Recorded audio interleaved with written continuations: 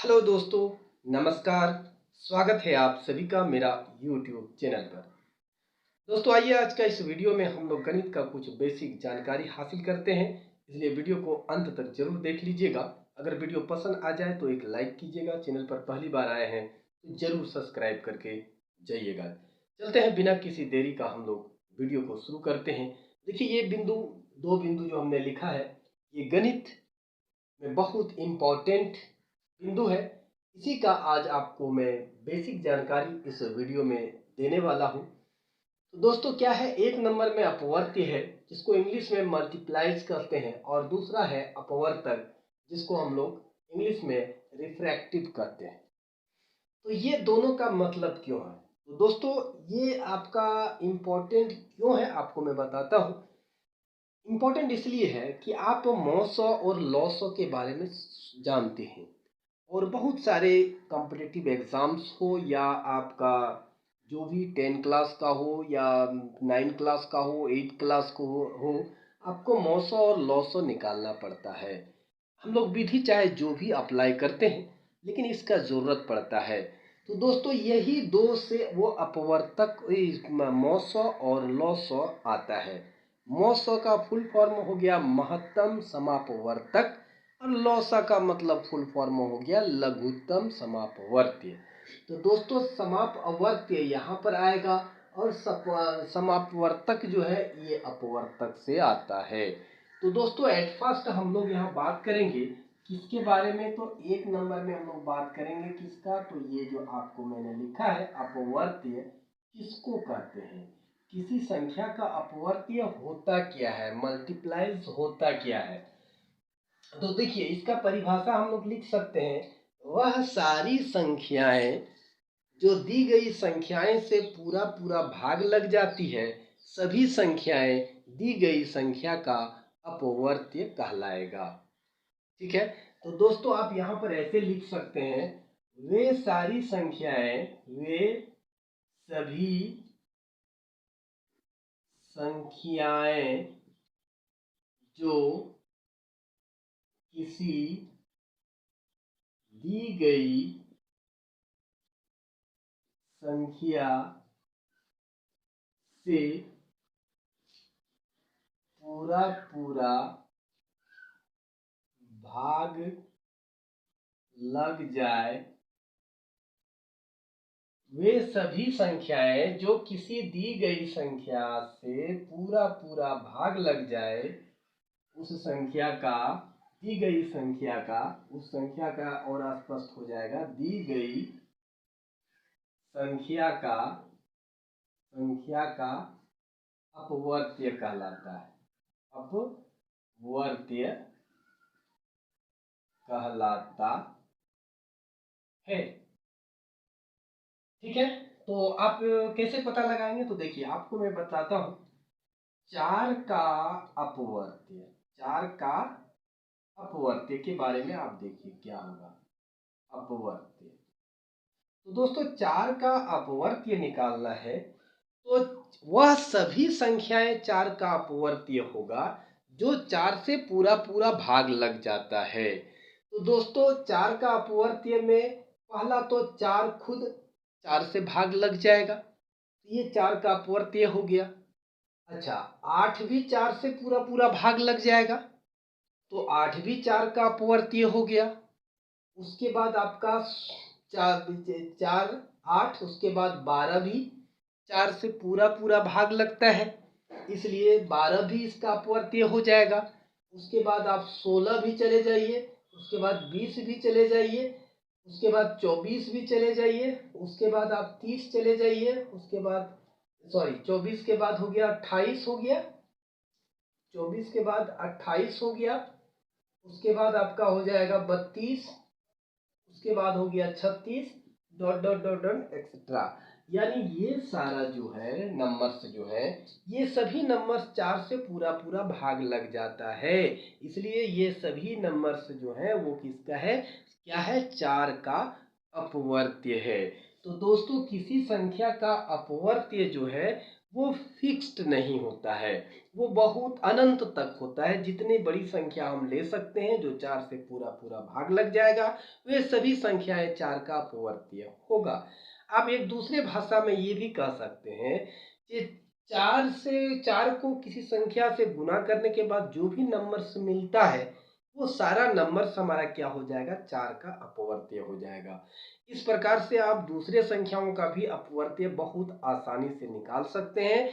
तो दोस्तों, अपवर्त्य का मतलब क्या होता है कि वह सारी नंबर्स किसी संख्या का अपवर्त्य कहलाएगा यदि वे सभी संख्याएं उस संख्या से पूर्ण विभाजित हो जाता है। उम्मीद है दोस्तों आप लोगों को अपवर्त्य के बारे में जरा सा भी अब कंफ्यूजन नहीं रहा होगा। आगे चलते हैं और दूसरा बिंदु जो हम लोगों का है वो है अपवर्तक। दूसरा बिंदु जो हम लोगों का है वो है अपवर्तक, है ना। यानी रिफ्रैक्टिव क्या होता है, अपवर्तक किसको कहते हैं दोस्तों। तो देखिए, अपवर्तक के बारे में हम बतलाते हैं कि कोई एक संख्या दिया गया है, तो जिन जिन संख्या से वह संख्या पूरा पूरा भाग लगता है, पहले क्या था कि वह सारी संख्याएं जो दी गई संख्या से पूरा पूरा भाग लग रहा था, वे सभी संख्याएं क्या कहलाता है, उस संख्या का अपवर्त्य कहलाता है। अपवर्तक क्या है, वह सारी संख्याएं जो दी गई संख्या को पूरा पूरा विभाजित करता हो, दी गई संख्या का क्या होगा, अपवर्तक होगा। तो यहां पर भी आप वैसे लिख सकते हैं, वे सभी संख्याएं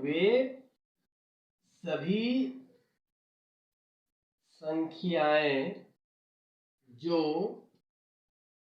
किसी दी गई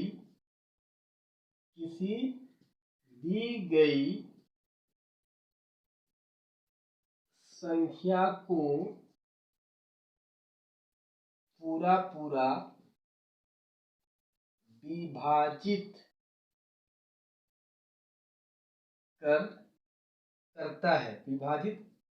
करता है, दी गई संख्या का अपवर्तक कहलाता है। यानी वह सारी संख्याएं जो दी गई संख्या को पूरा पूरा विभाजित कर देती है, दी गई संख्या का अपवर्तक कहलाएगा। तो दोस्तों, यही एग्जाम्पल ले लीजिए, 4 का अपवर्तक के बारे में आपसे हम बात कर रहे हैं। आप अपवर्त्य छोड़ करके आपका अपवर्तक आ गया, अपवर्तक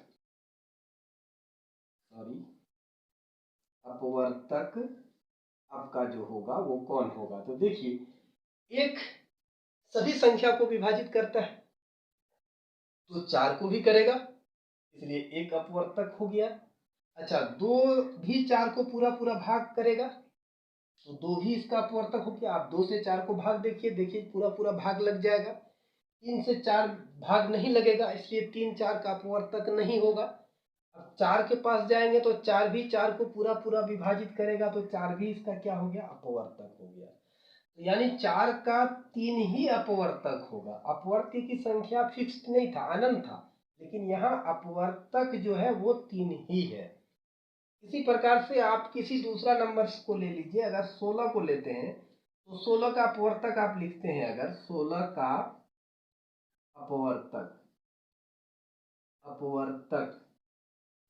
16 का अपवर्तक अगर लिखते हैं, एक तो हो गए, 2 से 16 पूरा पूरा भाग लगेगा, 2 भी 16 का अपवर्तक होगा। उसके बाद 3 से पूरा पूरा भाग नहीं लगेगा, 3 अपवर्तक नहीं होगा, लेकिन 4 से 16 भाग होगा, इसलिए 4 आपका क्या हो गया, 16 का अपवर्तक हो गया।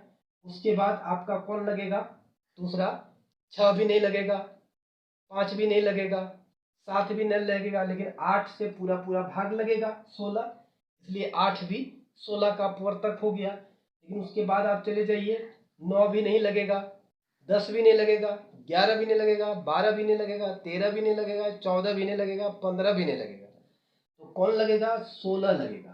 तो ये संख्याएं जो है, ये सभी संख्याएं 16 को पूरा पूरा विभाजित कर रही है, इसलिए यह सभी संख्याएं 16 का क्या हो गया, अपवर्तक हो गया।